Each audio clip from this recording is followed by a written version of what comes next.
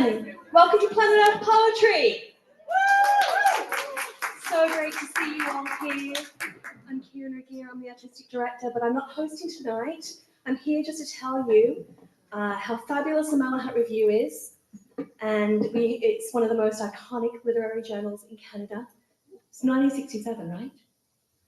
And publishing like amazing literary poetry, fiction, creative non-fiction, book reviews. And Lamore Lissick, the managing editor, is here today. We have copies for sale. You can also buy a subscription. So please do that during the break. But I'm here to welcome Ian Higgins, who is the editor of the Malahat Review, and he's hosting tonight. So give it over for Ian Higgins. Thank you.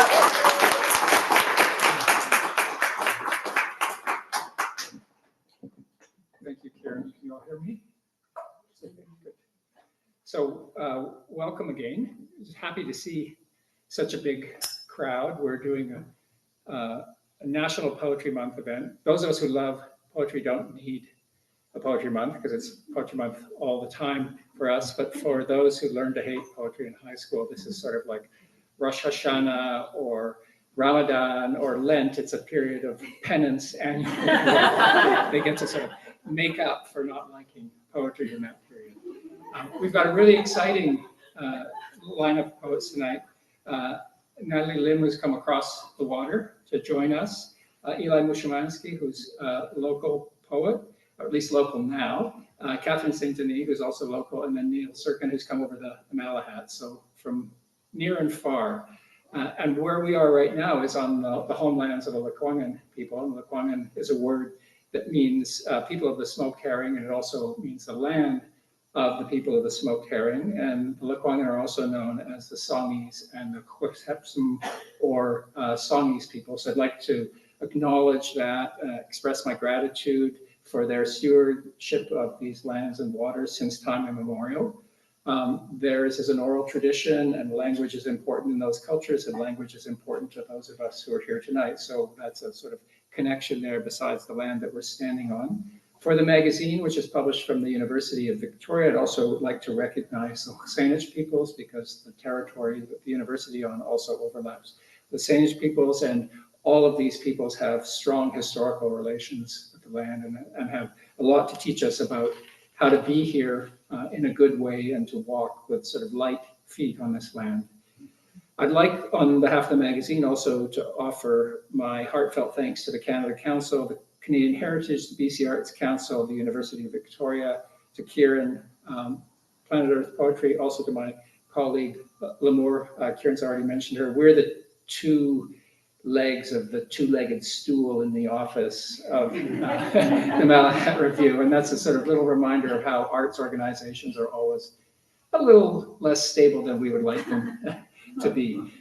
Planet Earth Poetry would also like to thank the Writers' Union of Canada, the League of Canadian Poets, Access Copyright, the Capital Regional District, Victoria Arts Council, and of course the individual contributors to the Sponsor of the Poet program. And then a huge special thanks, of course, to Russell Books for offering us this incredible space. Victoria has lots of wonderful outdoor space, but doesn't have a lot of great event space, as any of us who tried to plan an event know. And up at the university, mostly we have either classrooms or we have like a mega theater, which, you know, for poetry reading with 25 people at it and 500 empty seats doesn't quite feel so comfortable. During the readings, the washrooms are opened by the staff. You have to go, is it downstairs and back corner? This corner? Oh, that corner there. Okay, good. So down and around. So, and we'll send out a search team for anyone that doesn't come back this evening, right? So. Anyway, so now it's on to our open mic, and we've got 1, 2, 3, 4, 5 people who have various histories with the magazine and the city. So it's great to have them reading here. And I'm going to ask Pamela Porter to come and kick off this evening in celebration of poetry. Pamela.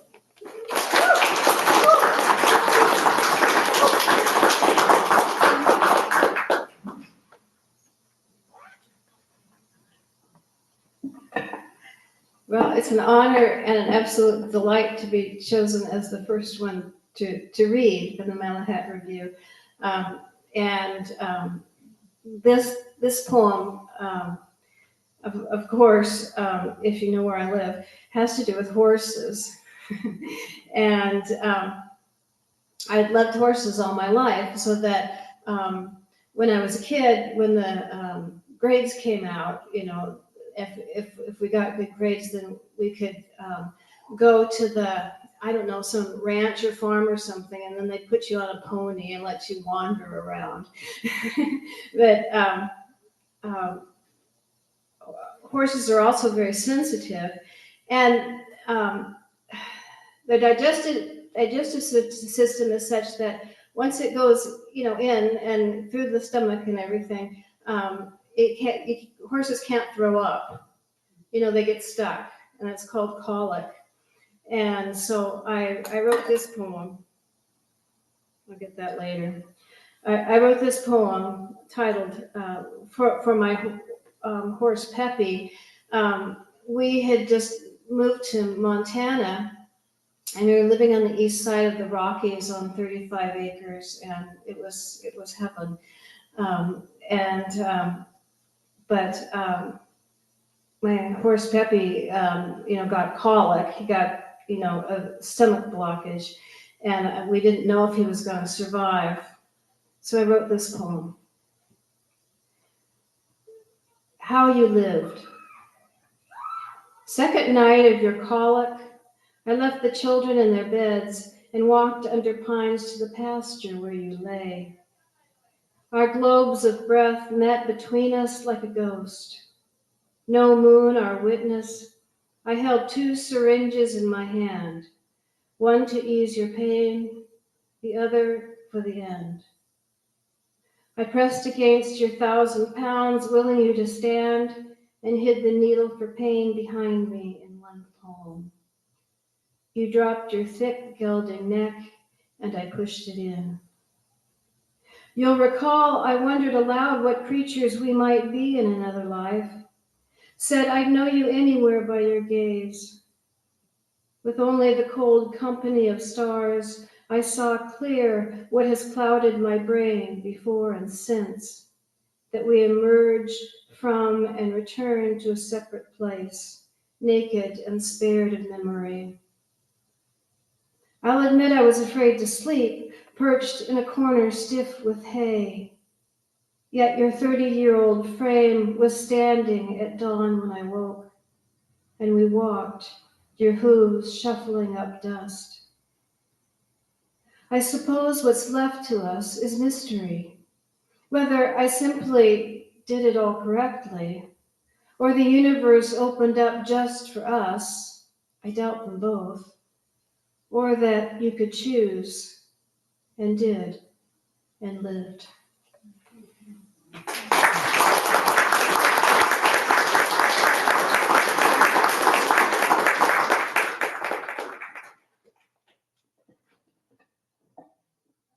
Thank you, Pamela. That was very moving. I didn't know that about horses. I had colicky children and they could also throw up. So that was a very different kind of experience. Our next open mic reader is probably going to win the prize for having the longest connection with the magazine, having published already in the 1970s when the magazine was still probably a toddler at that stage. So please welcome David Day.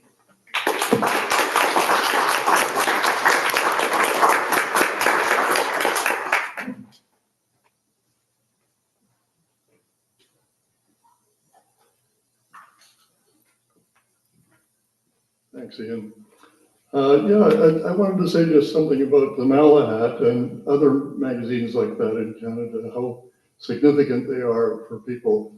Like I've subsequently published 50 books, but that was a turning point in my life.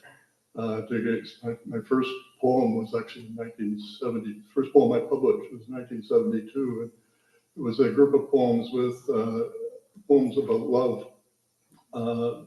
With Robert Graves was the first poet in it. And I thought, unbelievable, you know, that I got a degree from U Vic, but I got it over a 10-year period because 5 years of that I worked in logging camps and mines, which was my version of a grant. But it's just, I still remember, the excitement of getting those first poems published. I'll just read, in 1974, I had a sequence of poems that were made from logging camp journals that Robin Skelton accepted for it. And I won't read you it all because it's 7 pages long. So. But I'll do the one that's about when I was learning how to top spar trees, because I assume you know what they are. You climb about 120 feet, get to a stage and where you get your arms around it, and then you start chopping the tree. And it takes a bit to get used to, because when you get spurs on and a rope around you, when you climb up the tree, your tendency is to sort of clutch the tree with your feet on the, to hold on. But in fact, what you do is just, they're curved like this, so you step on them, and it's like walking in the sky, because you can see right down the tree for about 100 feet. And it's kind of unnerving at first, but it becomes quite exhilarating. Also, when you chop the top off, it tends to sway about 10 feet each way. So you have to hang on, so you get a bit of a ride. This is me learning how to do that. Oh, and recently, when coming back to Victoria, I had 2 big fir trees on my property that I had to chop the branches off for about 30 or 40 feet up. And my next door neighbor said, "I see, 76 years old, and you're up a tree with a chainsaw. What could possibly go wrong?" I said, "Well, I used to do this." Yeah, he said, "It was 50 years ago." Okay.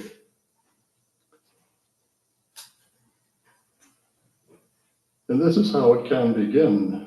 Working men silhouetted against the risen sun, like dancers lifting the steel bite of heavy boots from log to log with rapid step and leap, or balancing, walk a long pole across the plunge of a deep ravine, a kind of ballet, a kind of circus act, learning certain technique, style, leather strapping, rhythm of steel spurs, loop and throw of rope, high climbing the tall spruce spar, 110 feet up, ease up.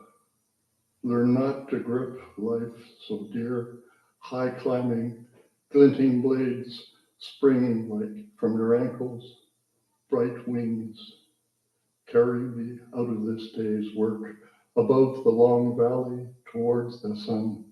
I sway in the wind. On the ground, lunch break, we sit back and eat. I pick a red salamander from the wood chips about a notched stump. Slowly, it winds its way from my hands. Stacked against a tree, chains, shackles, blocks, straps, axes, a sledge, long guy lines in coils of straw line. They wait. This afternoon's work. The old backrigger, my teacher talks of those who set up the steam machines, the old-time skittermen, his tough masters who would climb 200 feet, then turn about and piss on the crew below. He points down to the valley floor, to one long dead snag, a broken spar where one he knew was hit by lightning and hurled that long, fantastic way to earth. We are in the sun and warmth, but look another way down from our mountain setting to where the rain clouds press the far Cowichan shore. We stand and stretch and turn to our work. After a shower and the cookhouse dinner, I sit on the couch in its cool, rocky shore, pick a few smooth red berries, taste the sour skin, the sweet pulp, and watch the still silver lake. I thought of this all day, but now I think of our contrary nature, cold water on a hot day, fire and ice, and how we live in this forest of work and men, yet like the assassins, dream of idleness and women.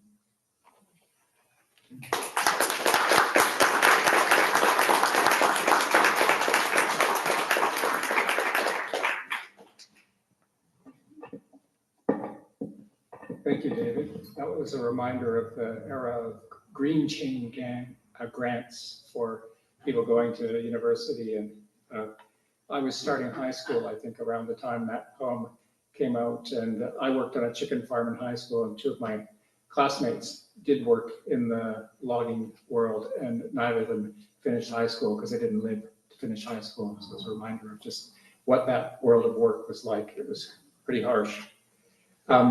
After David, we've got Kieran. We've got our own usual host, so welcome, please.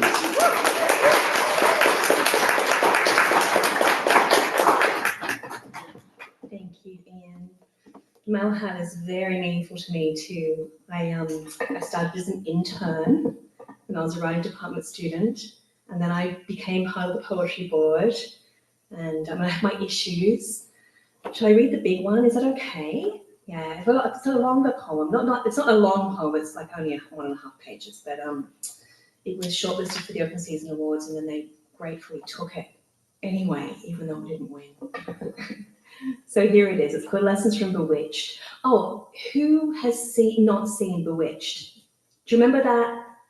Yeah, that 60s show, and she's got the wiggly nose and the little girl. It's really old. Okay.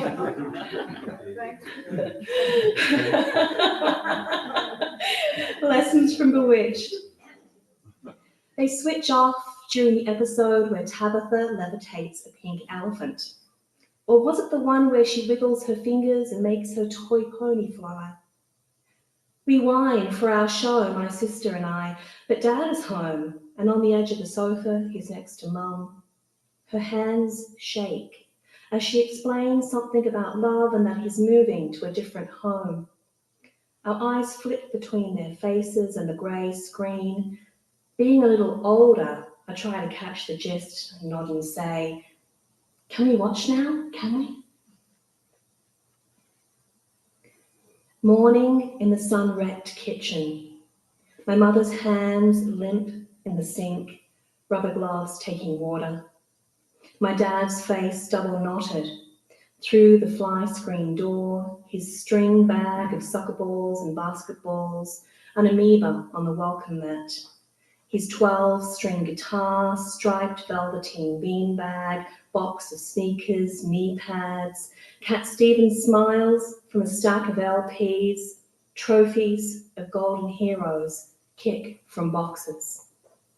My sister bangs a naked shoulder, rattling the door. Big bird undies sagging at the crotch. Strands of her hair snagged on her jammed cheek. I gag on soggy cornflakes, spit a mouthful back into the bowl. My sister lifted and placed in the hall like a parcel marked fragile. I slide down next to her. We lean against the wall, our bare backs reaping the smooth chill of plaster, arms not touching, watching the doormat pile vanishing into Dad's VW van. Samantha shakes her finger at Tabitha, explains when she can and cannot use magic. Tabitha nods like a good girl. Samantha waggles her fingers sweetly. Tabitha nods, brow creased in concentration. Samantha chides, her shiny Doris Day hairdo jiggles. A close-up of her rebuking mouth. Closer, closer. Finally she asks, "Do you understand?" Nodding, Tabitha says, "How many teeth do you have?" Inside my parents' nightstand, her diary, words penned in blue sound like a nursery rhyme. I dream of a room, and in that room is a bookshelf, and on the spine of every book, his name, and I read my dad's name, laced for half a page, lifting off the paper like a spell. Thank you.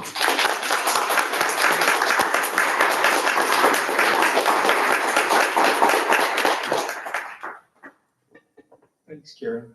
It's hard to imagine there was once a thing called television, which had maybe one channel, 2, 3, 4, if you were lucky. In black and white, 12 inches sometimes, smaller than a laptop, and everybody watched the same shows. Very different world. Our next reader is also well-known in Victoria, former Poet Laureate of the city, Yvonne Blummer. Please welcome Yvonne.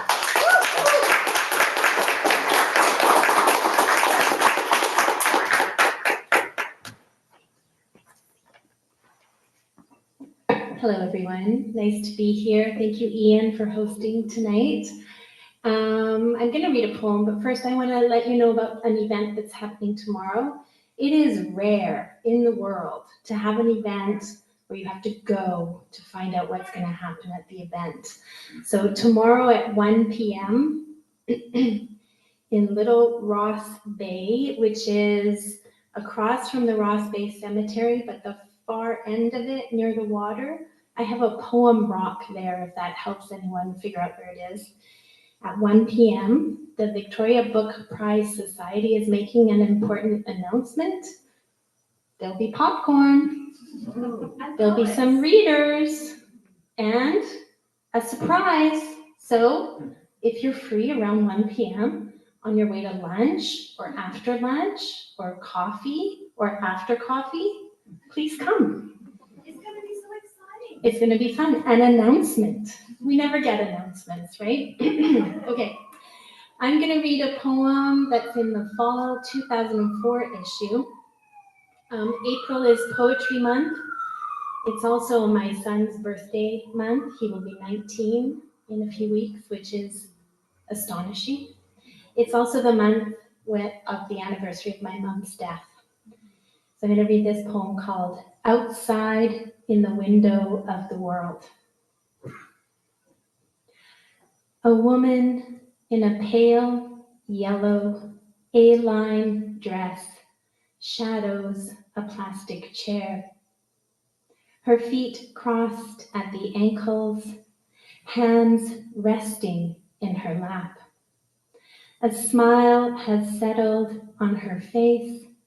A tilt of her head directs the eye to the man beside her, her father, in a dark gray suit, thin hair brushed back. Their elbows almost touch. And beside him sits an older version of the woman, hair a touch curlier, hands pressed neatly into white gloves. The day is drained of color, as if the sun were a sudden flash that has bled the sky. In America, women are burning their bras. In England, screaming over the Beatles. But on this hot afternoon, in what was Salisbury, was Rhodesia, was as real as a cold rain shower is to me, you. The woman sits forward. At what point do we become aware of the world beyond our eyes? At her feet, on a knitted blanket, a baby, dressed in a white bonnet and christening gown. Her entire world, the lilt of the woman's voice, the pulse of her own small, fluttering heart. Thank you.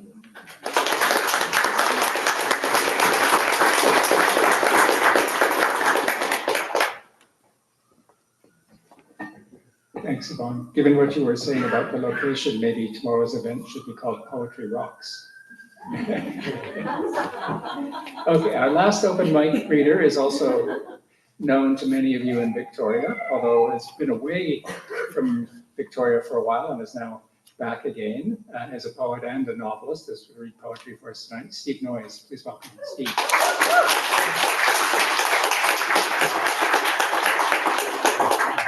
Thank you, Ian. Yeah, the Malahat Review. They've curated a lot of great writers over the years. So the very discerning Ian and the Poetry Board, the Star Chamber, took this one a couple of years ago. By the way, David Day's poem about the spar tree. Hey, I haven't seen you for 40 years over at Al Purdy's place. Your poem, which is a good poem, it also reminded me of Peter Trower's The Last Spar Tree on Elphinstone Mountain. Good poem. Anyway, thanks, David. So, I'm from North Winnipeg. Don't hold it against me. My grandfather had this job where he had to go into all the really scuzzy bars in the North End and recruit miners to go work up north. So there's one thing that you need to know, and that is that Gilmore's Albums was a long-running CBC radio music show. Ran for 3 decades, an astonishing range of music he played, everything from folk music to opera, hosted by Clyde Gilmore. So the poem, that's all you need to know. All downhill from here. The North End, Winnipeg. My grandpa, about my age now, makes his way along North Main on a March day, filthy crusts of snow against the curbs. But he wears his later jacket and is whistling in perfect pitch some jaunty ditty of Max Ferguson's that he heard on Gilmore's Albums. His fedora and sharp trouser pleats mean total business as befits your average mining company recruiter roaming the dives of the North End. After he enters below a bulb-studded sign promising genteel drawing room decor, Royal Albert, Occidental, Woodbine, but delivering the stench of draft beer from the terry cloth tabletops and carpet, and a jar with a single floating pickled egg.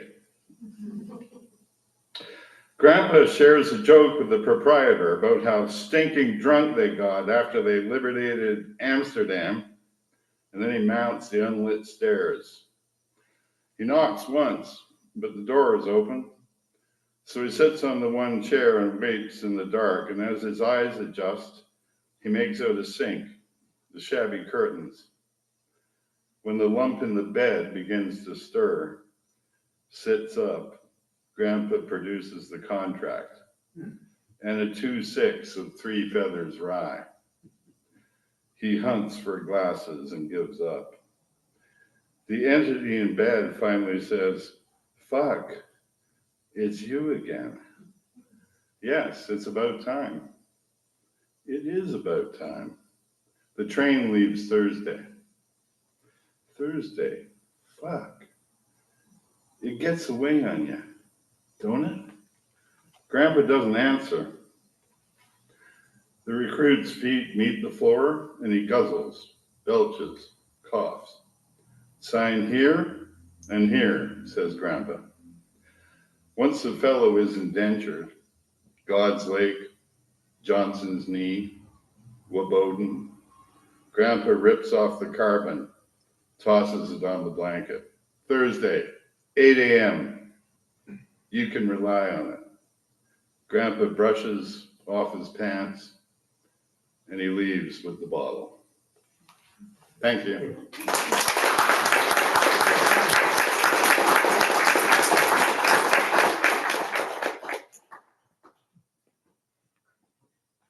Thank you, Steve.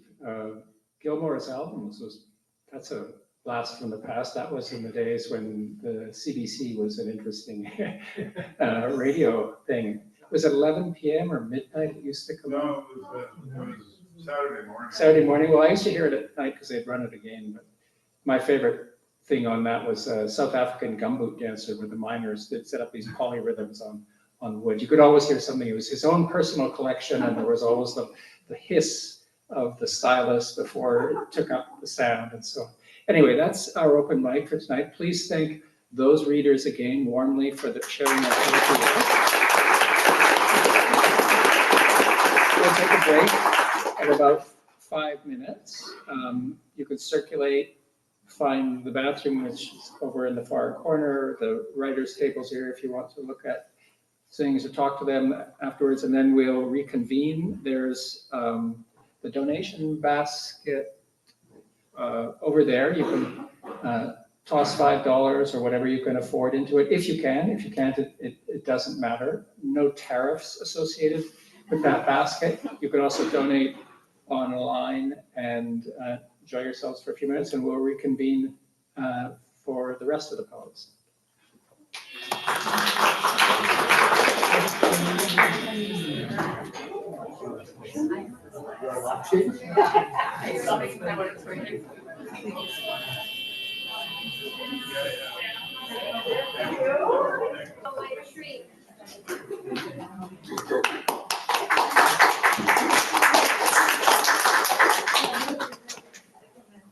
The more experienced hosts in the audience are teaching me Just start clapping. how to do this. I used to go, hello. Hi. I guess I could just get out my lighter and hold my lighter up. So welcome back, everyone. We've got that was our first half of poetry. We've now got a second half. Just before I introduce the featured poets, I want to remind you that there's a call out for poems written in response to the poetry of this season's featured poets. Caitlin Press is going to be publishing that. Kieran and Zoe Dickinson are going to be editing this, and you can read more about it on the website or talk to the editors. So we've got 4 poets tonight from the broader sort of region. It's very exciting to have sort of local and local-ish poets here. I'm going to introduce all 4 in the order that they're going to read, so that I'll get that out of the way, and then we can just give the floor over to unadulterated poetry for the rest of the evening. So first I want to introduce Eli Mushumanski, who's going to be the first reader.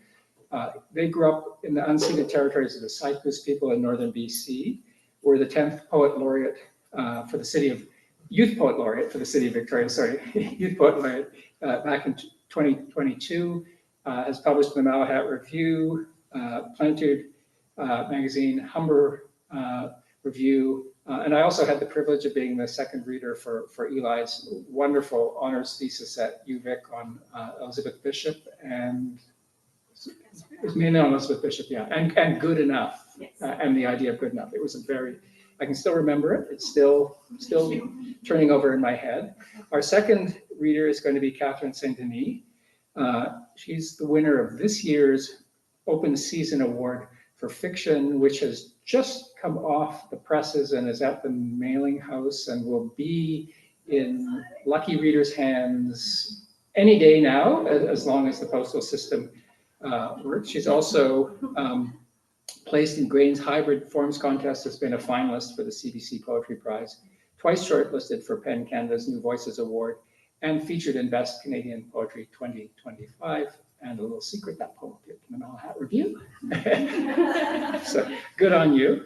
Our third reader will be Neil Surkan, who's come across the Malahat to join us tonight. He's the author of 2 full-length poetry collections, Unbecoming and On High, great titles, and also chapbooks with equally great titles. Die Workbook, Ruin, Their Queer Tenderness, and Supernatural, which I think might have been stolen from an advertising campaign. A very terrible advertising campaign, but nevertheless, it does describe a real place. A new collection, Empires, is forthcoming next year, and he's currently the Poet Laureate of Nanaimo, BC, and this is sort of like Poet Laureates are falling out of the trees here, which makes sense because laurels are trees, right? So, and our last reader is Natalie Lim, who's come across on the ferry to join us today, and fortunately there were no ferry breakdowns, no weather delays, anything. So she's here. She's a Chinese-Canadian poet living in Vancouver, winner of the 2018 CBC Poetry Prize and Room Magazine's 2020 Emerging Writer Award, author of a chapbook called Arrhythmia, which those of us who are older, that title will resonate arrhythmically with, and a full-length collection, which is on the table there, Elegy for Opportunity, published by Woolsec and Wynne this year. So please welcome these four poets, and they'll come up in order.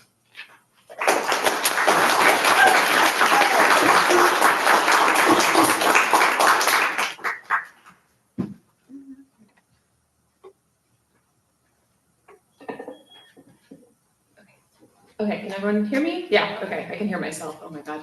Hi, thank you so much for having me. It's such a lovely treat to be here. I actually used to work at Russell Books. It was my first, it was my first job in Victoria, and so it's a very special. I worked at the old store, and then during the move and into COVID, so special to be back here and reading. So I have a number of poems to read for you tonight, and the first poem that I'm going to read is called The Creation of Adam, which I have, this is cheating, I've read it here before, but it is relevant because it is the name of, if I say it enough times it will happen, a chapbook that I'm eventually going to put together, I promise. So this is the title poem, maybe, of this collection that will happen, I promise. The Creation of Adam. I think of myself in images. Oranges split down the middle, pavement damp with rain. Spring fields are the same as being underwater and fill the hollow in my gut where a rib used to be. Sometimes I'm a row of naked bodies on different planes, reaching out to touch fingertips that never quite meet. Legs sprawl and flex. Pastels outline the arching back. Each one watches the next, God and Adam refracting. I carved out my rib to be rid of the decay in me, but it left behind a hole in my torso that grew. I get stuck in my throat. Everything below is static. All that's left, a violet infected with root rot. The church bathroom, its eerie yellow light. A ringing of someone screaming at me. I stretch for the memory, but it's the space between fingertips, drifting. So this next poem is called Friend Like God. And it is based on a rather torturous, I wasn't in a relationship, summer in which I was infatuated with someone who did not live here. So Friend Like God. I can't take you seriously when you write poetry about love. Last summer, I took you on walks, a friend in my head, like God. I'm a hypochondriac, but you know that. Thinking about my organs gives me hives. I must cut them out. You don't respond, just like God. You sit in my ribs with no regard for the consequences of the body. I'll get cancer, and then you'll be sorry. Anyway, it's for the best you never touched me. Under my skin lies ruin. You'd know that if you touched me. So this next poem was published in the Malahat. Thank you very much. It was much appreciated. And it's called No One's Sad Like a 10-year-old, which is just, in fact, true. So, no one's sad like a 10-year-old. None of the other girls have hairy legs. I'm dirty. I practice being dead for you beneath the big pine tree, face pressed against the grass. The individual stalks creep through my cheek and root. I am an inside child. Spring comes while I'm behind walls of glass. My reflection multiplies. The other girls swim and become part river. Maybe I'm a monster. Stretched across the monkey bars, I try to cry, but my tears perform only for you. I want us to share my ears so I'll know if you hear chickadees and attack as I do. I waxed my legs. I'm clean. I'm empty. I can get closer to you with this new skin. Smooth like polished wood, it shines beneath the fluorescence at school. Like the pine, these legs gather the high blue sky. I could be a tree too. So this next poem is on the theme of Adam. I'm still playing with how I want to incorporate in the hypothetical chapbook that I promise will exist someday. So this is called Adam on Escaping Eden, and it's sort of about the way that we try to escape the natural slowing down, I guess, of winter, or at least the way that I definitely resist and try to keep going when I should not. Adam on Escaping Eden. I like when colors are hyper-real. Turn up the volume on that tree, man. Look at its geometric patterns, the dappling of a screen I play with when I'm restless. I play when I'm restless. I haven't slept in 3 days. Ha ha, I am the atomic bomb going off. No, I am not cyclical. I dumped my girlfriend when she said I should exist deeper in the head or in the body than the head. I need an escape route. I need to be happy like the mushroom bomb on the horizon of that one movie, autonomous fungi with their threaded roots, fruit of the forest connected to that tree, that Gary oak whose leaves die off to preserve energy in winter. Okay, I have to take like an exhale. It's like a lot of words in a very short period of time. So this next poem is also published in Malahat, thank you. And it is about, I grew up on the traditional and unceded territory of the Sai'kuz First Nation, which is up north near Vanderhoof, which is near Prince George, for those of you who don't know. And I was actually there this last weekend, which was both a treat and also my skin got very, very, very dry. It was not nice. It's very dry up there right now. The snow's all melted, so. So this is a poem about hunting, and my dad hunted when I was a child, so it's about watching the ritual of that. The Hunters in Fall. We gather at C's house, that little A-frame in the woods, while the hunters pack. They're leaving predictable as the bees of geese against the gray sky. C and I hide in the sauna as they yell back and forth about their needs. Sleeping bag, gumboots, extra ammo. Sweet cedar smells so thick that it knots between our fingers. His family kisses on the mouth, and he offers to kiss mine. The affection confuses me. I say no. C and I share a bed while our mothers share tea.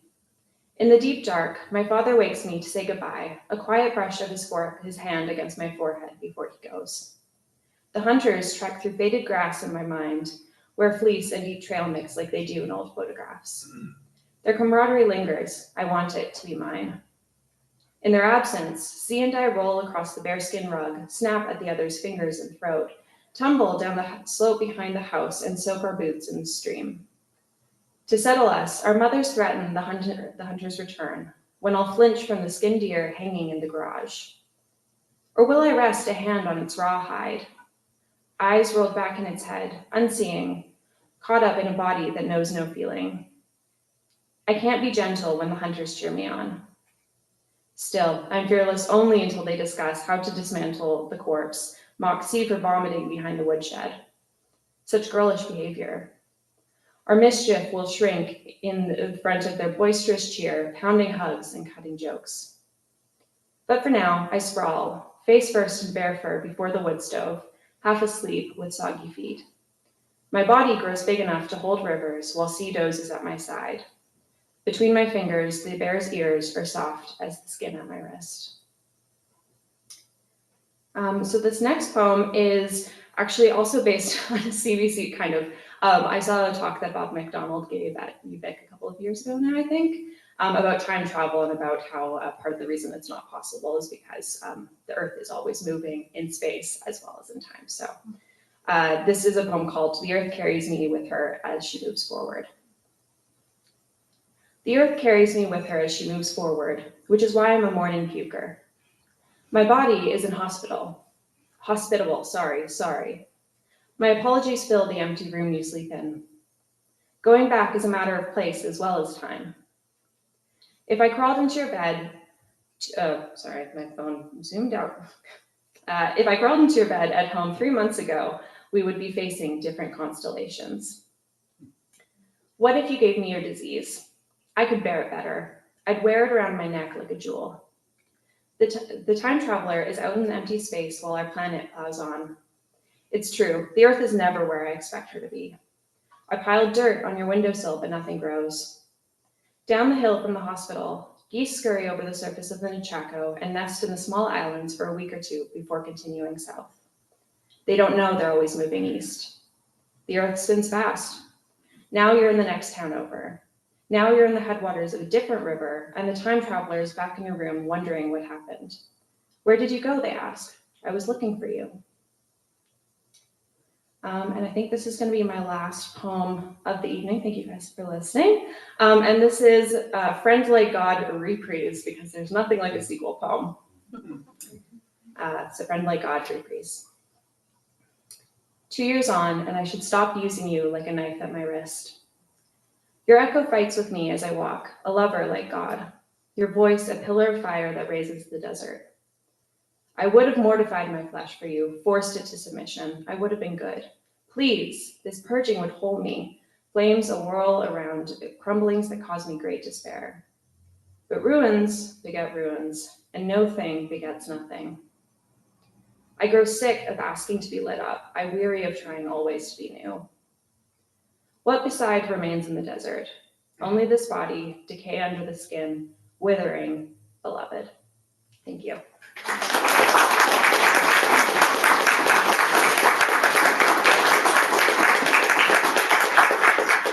Thank you. And I remember how excited the Poetry Board was when they opened a package of poems and there was this title, No One's Sad, like a 10-year-old. There was just a lot of happy giggling in that room. So please welcome Catherine.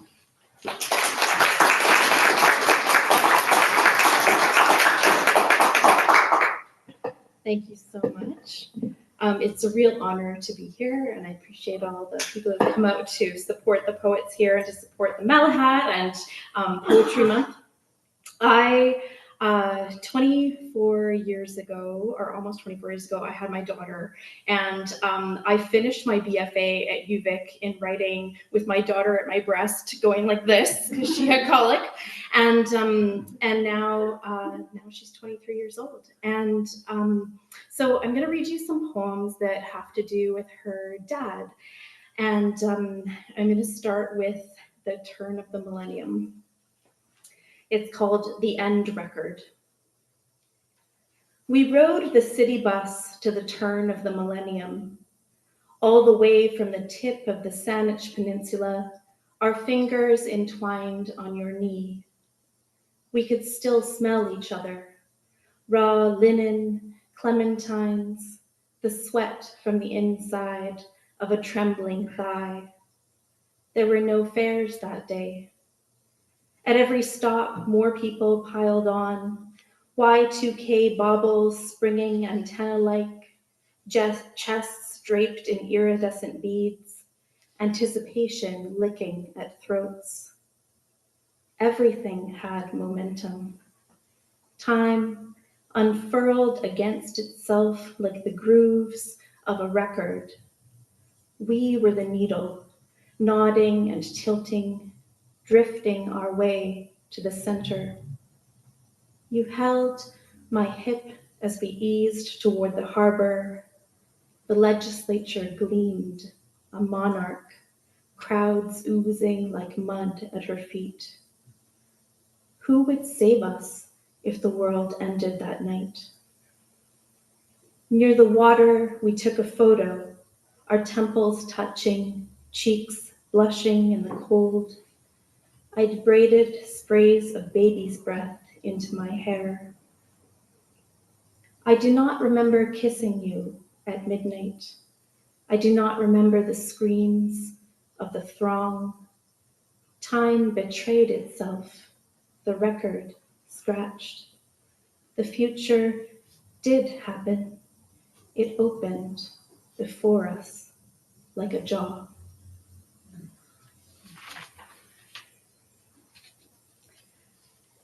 So my daughter's father passed away when she was 6. And at the time, I was teaching middle school.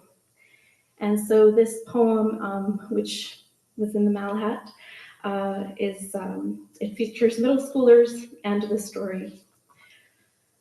5 years after Joe overdosed on fentanyl. In October, I teach the zombie dance from Thriller for PE. Tweens are fascinated by Death and Michael Jackson, his hilarious pelvis.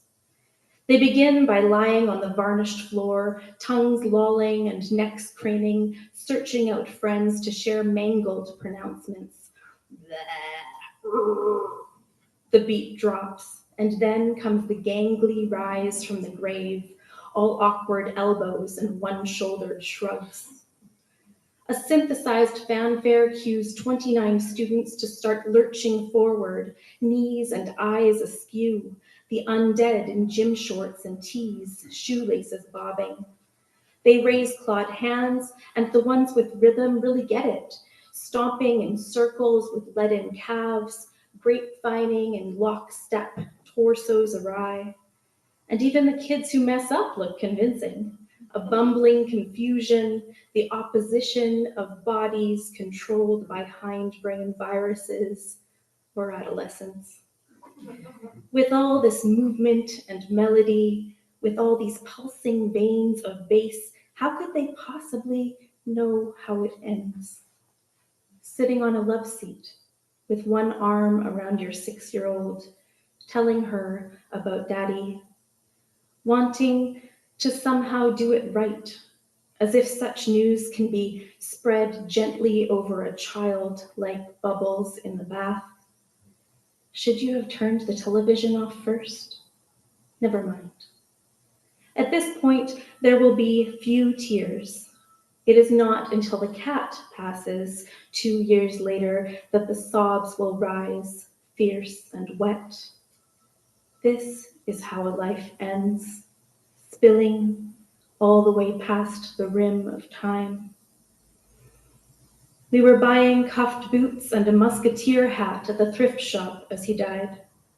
My kid grinned and proclaimed to be using the one-tooth maneuver on her pumpkin that night. The next morning, Joe's mom slackened on the sidewalk like a marionette, stringing her face to the palm of the sky. He was nowhere, everywhere.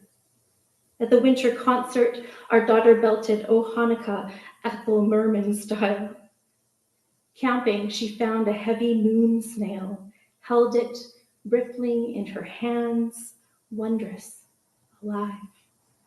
A substitute teacher insisted she make a Father's Day card. Our old cat was ailing. The vet prepared the needle that would uncouple her from her pain.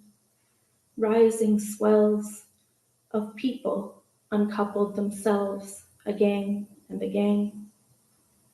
Now, in this middle school gym, preteens are mocking death, their tilted grins raised to the ceiling, their stilted bodies pretending that even after the gruesome end, there's a hunger that lingers, a world to upend.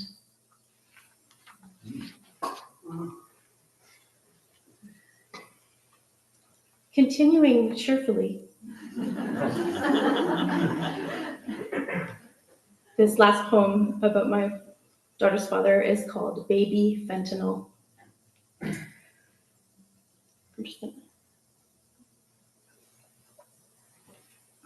Baby Fentanyl.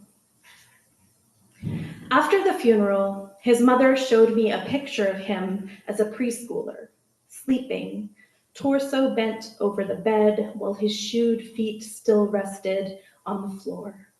So cute. The way his little face smooshed against the quilt, the way his arms angled beside him as if he'd been told, "Hands up!" So cute the way sleep hijacks children. During a mouthful of lasagna, as they push a tricycle's pedal, between strokes of the dog's back, or, as she told me, after they've been naughty and sent to their room to cry. So cute, I thought.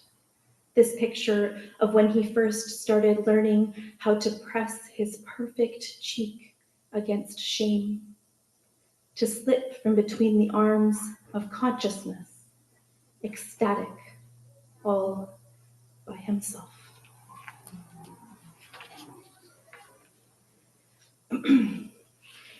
They say you marry your father. And so I'm going to read you a poem about my dad, who entered my life before my daughter's father, but brought along his own set of complications. And one of them was that he was an alcoholic. He died several years ago of alcoholic dementia. And I was searching for writing by other authors who were writing about alcoholic parents, and I came across this quote by a poet named Lynn Emanuel, and she writes, "While I do not write about alcoholism, and the subject of alcoholism is not my subject, I do write from alcoholism. It is the style and structure of my poetry that have been influenced by the style and structure of the drinker." So inspired by the title of her essay in which she wrote that quote, I created a series of poems where each one is a different simile for growing up with an alcoholic dad. This one is called "Some Notes on Intoxication and Simile, Like Butterscotch." My father was so tall, his legs entered the future before he did. He held my small hand as we skipped merrily down sidewalks, humbug sweets in our cheeks. A runner himself, he'd call out to joggers, "Looking good!" It made the women grimace, but he only grinned. My father was so handsome. After he died, a woman named Betty Butterworth wrote to tell me he always used to call her Betty Beurre, the butterscotch of nostalgia, all sticky in her words. Mom had won back then. A bum pinch, hard at dinner time. Her wan smile, slow dancing in the kitchen Saturday nights, Sam Cooke crooning, "You send me." My father was so confident. He adjusted nothing for my stepmother. Same slow dances, same music, same bum pinches, her tight smile. At Greek restaurants, he taught us to tie knots in the corners of cloth napkins so we could wear them on our heads. One time, we mistakenly wore them home. I peed my pants laughing. My father was so drunk driving us back that night, our tongues silky with ouzo candy, but I enjoyed the feeling of the car swaying its rear end like a cat in heat. At 17, I met a boy who would bruise me and bite me during sex. I was raised right. I smiled and moaned. Lying there, my mouth could only bleed with sweetness. Now, I know that was hilarious. I just need to leave you with something a little bit light. I am dealing with a chronic illness where I pay attention to my heart rate, and I wrote a series of poems about what those heart rates could be translated into, and they are in Green Magazine right now. But this is sort of an extra one that didn't make it into the set, and it's called "Other Measurements of the Heart." The heart's growth chart scratched into the kitchen door frame. The heart's real-time GPS coordinates as it runs with the bulls in Pamplona. The perimeter in meters of the heart's ballroom. The heart's percentile as a measure of its virility. The heart's terminal velocity when falling from a skyscraper. The heart's dress size in China. The heart's bearing when lost at sea. The angle of the heart's grenade launcher in relation to the horizon. The heart's tally of its absurdist umbrella collection. The combined weight of the heart's children. Would it exceed the maximum capacity of a moderately sized elevator? The decibels of the heart's nightgown as it swishes against the floor. Thank you.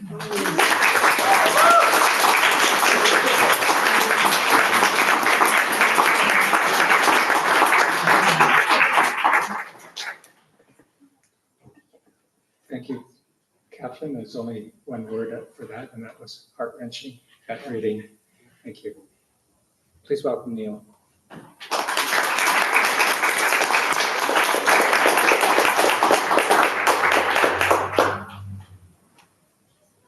Thanks for having me. I'm currently in like a wrestling match between pollen and too much teaching. So I'm sorry for the lack of sonorous vocalizations to follow. Yeah. And if I drink tea in your presence, I hope you can forgive that. Thanks for having me. I just want to begin by saying thanks to Ian and Kieran. Where'd you go? Oh, there you are. Yeah. And to Anna. Oh, yeah, thanks. We corresponded. Yeah. And to Limor, where did Limor, oh, way back there. Hi. Thanks again for having me. In 2018, I launched this book in the downstairs Russell Books, the vintage book place. You all know what I'm talking about. Remember that one?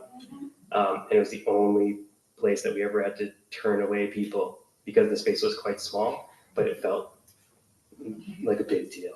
Yeah. So this is On High. It's my first collection. I'm just going to read you one poem from it. Bleed. Cables autograph the stage. You're trying to layer your voice with loop pedals, but the microphone catches the crowd too. So the same cough hacks through every 4 bars. And a glass got in, plinking the lip of another glass. A stiletto's top shot off the floor. A distant orgasm snuck from the bathroom. All songs have skin. All skin has holes. Think of it as collaboration. Your tracks a wall of open doors. My second collection came out during the pandemic, so one launch in person, at which point a friend of mine came up and was like, there's this thing called Omicron. And then we just locked down like the next day. So it's always a joy to read from this book. It opens with an epigraph from Jack Gilbert, which is, sorry, track it down. I have it memorized.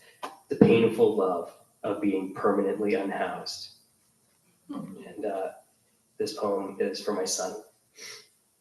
My favorite death sentence is no love without threat of absence, a fragment, but nothing's perfect, and nothing is a verb.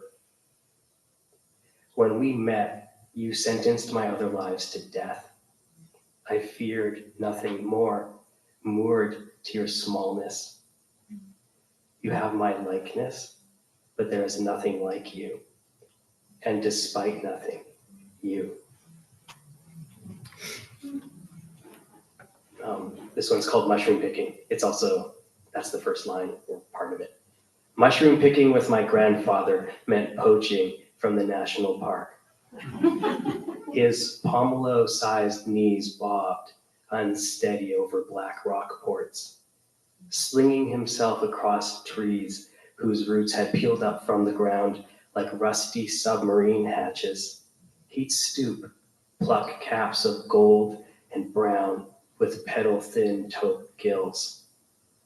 Soon, the paper bag he held, eye level for me, rustled vibrantly. No way would I eat those things. Alien now, and soon to be leech curled in the pan, especially since everyone I picked myself was poison.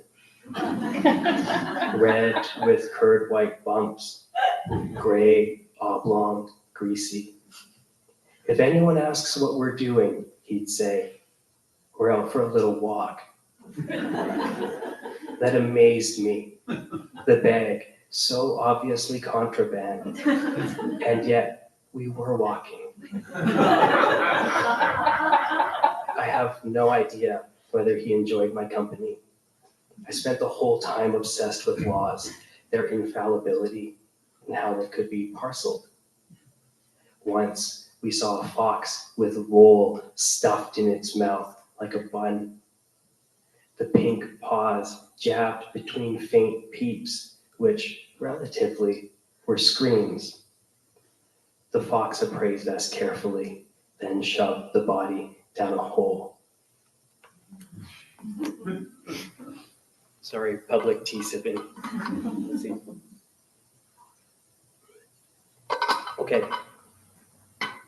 I have a new collection coming out next year, and it's called Empties. And it's thinking about empties two ways. Empties as like a noun, like a discarded canister, whatever, but also the verb to empty, and what it means to empty oneself out for someone else.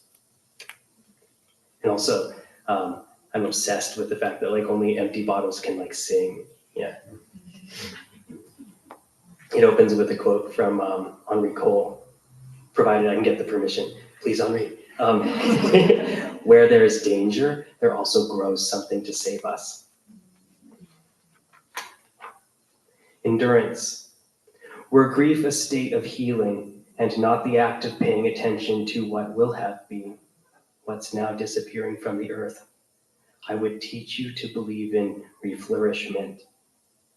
Instead, you must learn endurance in the face of all that won't be saved. My chick, who hatched among the egg-lumped coils of a dozing snake, while I clung to the nest and sang. This poem takes what kind of makes a hybrid version of a word that I read in a Seamus Heaney poem, unhomesick. And the only thing you need to know is that it is my understanding that a screamer is a geographically specific slush. It's half slush, half soft serve ice cream. Apparently in Ontario that did not fly or something, so explained, right? This poem's called, oh sorry, I better lay it out. This poem's called Unhomesickness. The good, nauseous nostalgia that flickers up the ribs seam before a voice whispers, never return. For screamers say, their flagrant colors, blue raspberry slush slagged through by ice cream, more like margarine than milk and crunchy with sugar. A plastic cup for $2 put the body in shock. Kerosene on candles surge, reckless jolt of crude power. Once, with Sylphic, shy Richard, the screamer high got us rolling stones down the bluff into a garden party. Payloads increasing in size until we had to heft together, thrusting at the scaly texture, crashes of juniper, June grass, their kidney-shaped pool. Richard, who years later was filmed mid-ballet exam, his movements sanguine and sure. The tape, dispensed across 10th grade, was a phase in their program of his torture. Reading Heaney's La Nur, which ends with cold caramels bought from Sharky's counter, I remember Screamers and Richard with this swoop of fondness. But a gift I gave my father back one summer from school deadheads the homesickness. Heaney's Selected, how he leaved a few pages, blurted, is this guy gay or something?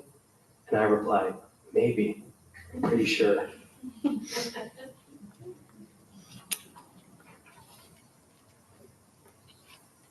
Well, this kind of, well, half planned, I'm glad it happened, this appeared in the Malahat. But it sneaks in, yeah. This poem's called Limits. I show my son how to brush an anemone so it sucks its tentacles back, a firework in reverse. Soon he's poked shut every polyp glued to the rock pool's rim like a bad therapist. We wait. Gradually, they reemerge, fig green and scar pink feelers, the way hope can't be helped, shy, then ravenous. One pool over, a girl his age flings whatever she can catch into the air. Crabs, a sculpin, dash upon the stones and quiver. I explain there are limits to what I can save, what's proper. He yells, stop.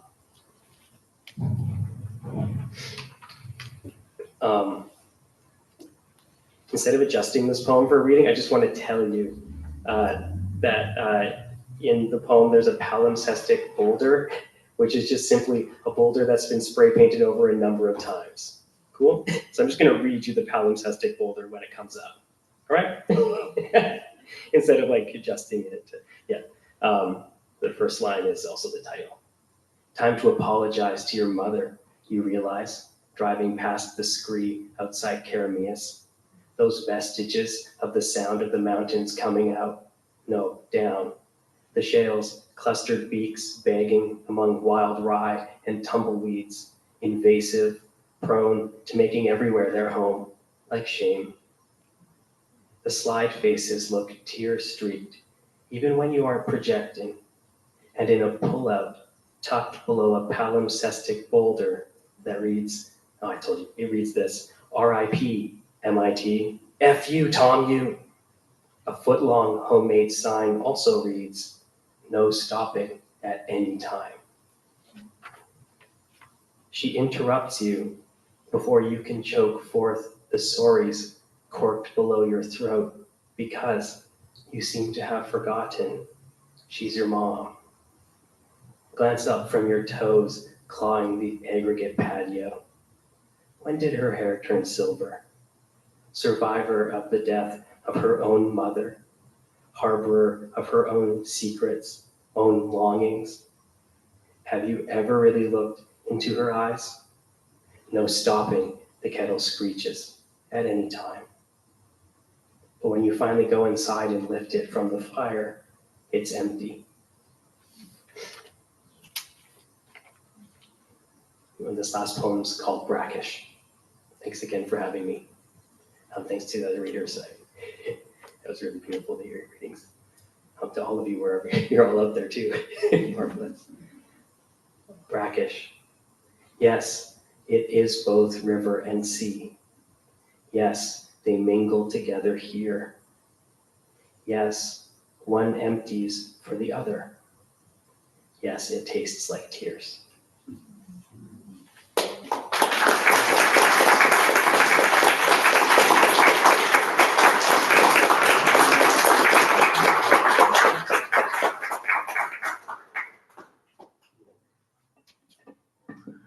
Thanks, Neil. If you need a 2-word blurb for the entire back cover of your book, we could have empties, fills. Our last reader from across the little pond, please welcome Natalie.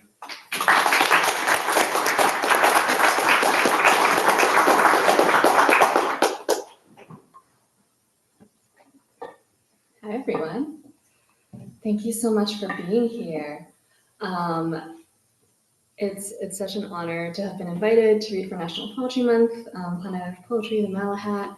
It can be scary to go into a place where you don't really know anybody, but it feels so homey and poetry-filled in this room, so I feel really, really comfortable and welcomed, so thank you, everyone. This is Elegy for Opportunity. This is my debut poetry collection. This is its 3rd day out in the world. So. And my first reading where I get to actually read it out of the book, so that's really exciting. The opportunity referenced in the title is the NASA Mars rover who was sent to Mars to take pictures of rocks and collect soil samples and hopefully discover evidence of water and all these amazing things. And in 2019, the robot was declared dead. A sandstorm had covered its solar panels and it had been a whole year of trying to get in contact. And when this happened, I don't know if any of you remember, but there was this outpouring of grief on the internet. People were writing songs, people were drawing comics. I was crying, I didn't understand why. I thought, what does it say about us that we made this robot and sent her out to Mars to another planet and knew there was no way of her getting back and that she would die out there. But also, when she did, it was so sad. And so this is the title poem, Elegy for Opportunity. Elegy for Opportunity, after Matthew Rower. On a planet far away, all reddish rock and dust storm, opportunity lies still. This robot who just turned 15, who never knew what a birthday was who will never understand that there are people on earth grieving her cold metal frame. There is something so cruel, so human about mourning of being reprogrammed and exiled to space with no means of returning. We knew she would die one day, alone in a rusted sea, but we are tender even in our cruelty, so we grieve. We write poems in her name. Our last message to her was a song, a song. There is nothing lonelier than the little Mars rover, no longer tripping back to base about Earth and rocks and maybe life. Nothing lonelier than us, creating things we will sing to sleep one day. Nothing lonelier than thinking of that robot, sitting still and silent now on the shores of a planet we promised she could call home. Backtracking a little bit, I want to read the first poem in this book. As you have heard in my bio, I won the CBC Poetry Prize in 2018, and I won that prize with a poem that was very close to my heart about my identity, about my heritage, about the complicated relationship I have to Canada and to language. And that was my first published poem, and afterwards I wondered if there was room for me to write other types of poems, if that was the only kind of poem that people might want from me. And so the first poem in this book is called Love Poems Don't Win Contests, because when I sat down to write this book, I started writing a lot of love poems, and I wanted to remind myself that there is so much room for all kinds of poetry in the world, and I feel really privileged to have written a book that has a lot of love poems in it and a lot of tenderness. And it's a reminder to me that not all poetry has to be the most miserable thing I've ever experienced put onto the page. So this is Love Poems Don't Win Contests. I've only written love poems for months, so it feels like I've written no poems at all. Instead of writing, I'm sitting on a park bench in early spring, the air so heavy with pollen and promise that it's hard to breathe. I make eye contact with the Dachshund wearing a coat, and yet all I can do is complain. I told Chimmy yesterday that love poems don't win contests, and I'm not sure if it's true, but it feels true, which is almost more important. What if I'm not miserable today? What if I'm done with diasporic trauma, done imagining what people want to read? I want to write about the kid who crossed the monkey bars all in one go and hugged his mom's leg so hard I thought she might bruise. The Dachshund's name is Bobby. He is small and anxious and alive, and we understand each other. I haven't seen my mom in weeks and spilled yesterday's coffee on the carpet, but my love was there to help me clean it up. Instead of writing, I want to send pictures of Bobby to everyone I know. I want to win a contest, but I don't have it in me today to be sad. I just don't.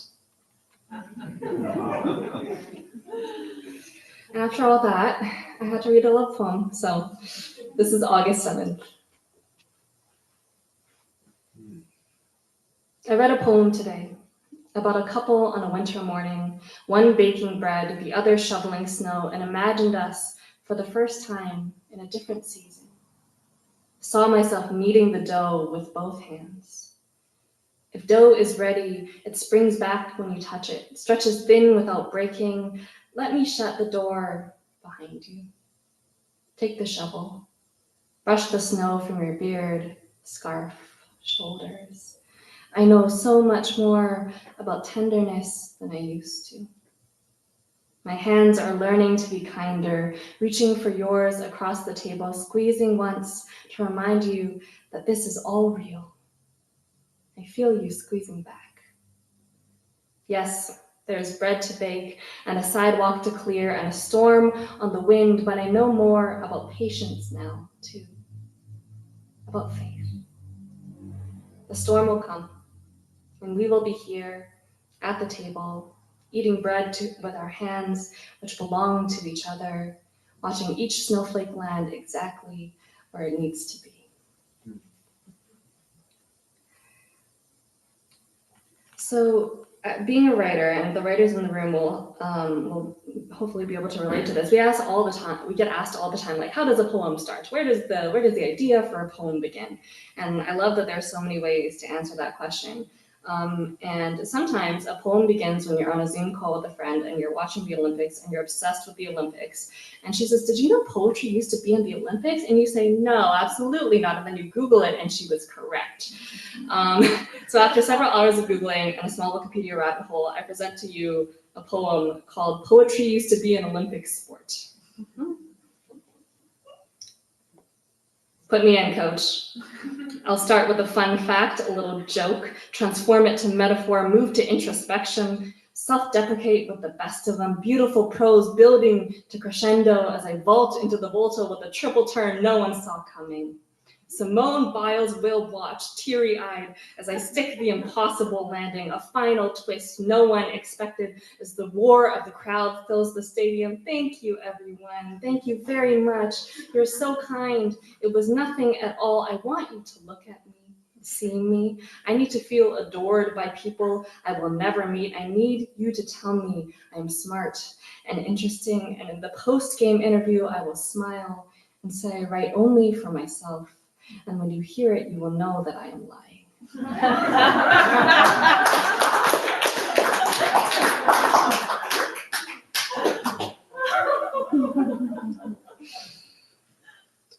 In honor of National Poetry Month, I wanted to read this poem from the collection that's very special to me. And it's after Mary Oliver, who is, I see nodding, just one of the greats, one of the best of all time. And one of my favorite poems by her is Wild Geese. And the first line of Wild Geese goes, "You do not have to be good." And so I wrote this poem around that line. It's called "If Mary Can Do It." I give myself permission to write about the small things. A trip to the ice rink, the bus ride home, cherry blossoms in full bloom, anything to feel like I have anything at all to say. My pen pal in Tokyo writes a book, and I find out through Twitter. It's getting easier to see the future. Marriage and a kid, too, probably, unless I change my mind. I want people to remember me. I want to write like she did, focused, intentional, whole poems taken over by a flock of starlings or a blade of grass, not this wild tangle of thoughts all pressed in together. I would blame the internet, but I think it's just me. I want to stop living through late-stage capitalism. I want to do something about it, but without getting in trouble. I don't care what you say. I need to be good. Tell me about despair, Mary.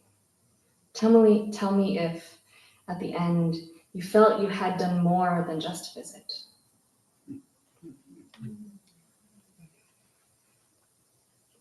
I have two more for you. I'm so glad that you had a poem on sort of around time travel, because I also have a time travel poem, and I wanted to share it. In the early stages of this collection, the working title was "Everyone I Love Is Now," and that didn't make it to print. And I think "Elegy for Opportunity" is probably a better title, but that is, I think, the heart of the collection. And this is the poem that line is from. It's called "The Science of Holding On." Newsweek tells me that time travel might be possible if we can first locate an object with infinite density.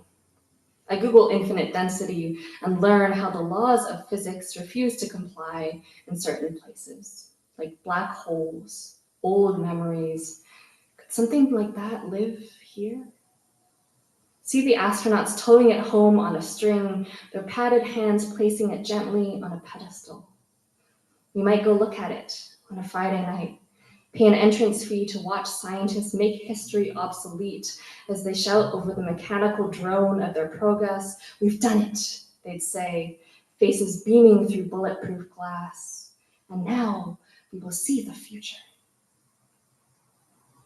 The next morning, my local paper will report the most impressive scientific breakthrough of the 21st century. I will flip past to the weather. As I reach for a cup of coffee, reach again to topple the pedestal, send the black hole flying out into orbit, I will set humanity back 100 years to keep Gungung's baseball cap, the garden overflowing with tomatoes, my favorite barista at the counter each morning. Slow the ticking, root my feet to the earth, keep the nectarines unripe, uneaten, not soft enough yet to bruise. I'm selfish, see?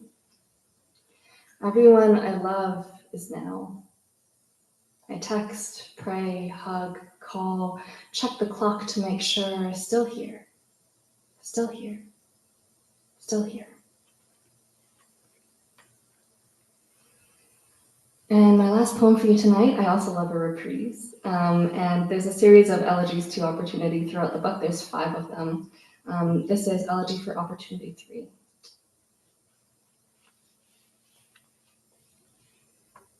In 50 years, a Martian wind blows the right amount of sand off Opportunity's small form. The sun, wiser now, redder now, charges her battery just enough for her to wake and whir, click back to life. Opportunity, we waited a long time. Opportunity, we might not be there to pick up the phone. Still, I have good news.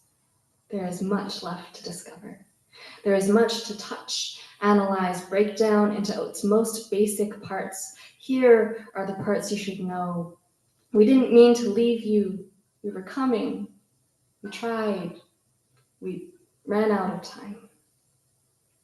Can I ask, is the earth still green and blue, or are we rusted over, sand and storm, just like the planet we sent you to? So few of us got your perspective. So few of us had any perspective at all. I wonder if the songs still rattle in your head. We played them for you while you slept. Songs about sunshine and surviving the night. All we ever wanted for you. All we ever wanted. Be honest. Will you mourn us, Opportunity? Even after what we did to you and the earth and ourselves and each other, if I listed the isms, wrote down our sins, I could stack those papers into a staircase long enough to lead you back home. I know you never saw the sins. You never saw the art, the dancing, the other machines we built and named and taught to do what we couldn't, but you heard the music, didn't you?